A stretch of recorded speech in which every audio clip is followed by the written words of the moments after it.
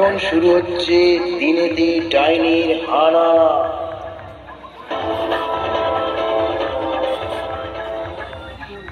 ওগো শুনছো? কোথায় গো, কোথায় গো তুমি শিবুর বাবা? তুমি কি এখানে নেই? কোথায় গেলে গো? তুমি কি শুনতে পাচ্ছ? এই লোকটাকে নিয়ে আর পারি না, কোথায় যে গেল?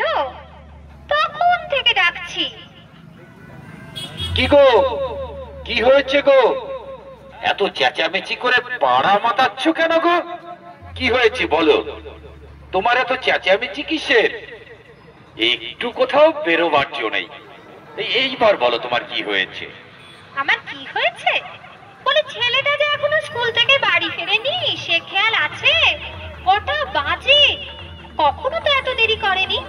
কি যে কোথায় কি করছে, সেজন্য মনটা কেমন করছে। এত চিন্তার কি আছে? স্কুলে গেছে, চলে আসবে। ওই ভেবে তো নিশ্চিন্তে বসে থাকা যায় না। দেখো সন্ধে হয়ে আসছে, কোনোদিন তো এমন করে না, আজকে এত দেরি করছে কেন? তাই তো, এত সন্ধে হয়ে গেল এখনো আসেনি। এত দেরি তো কোনোদিন করেনি। তাহলে কোথায়? এত দেরি করছে কেন?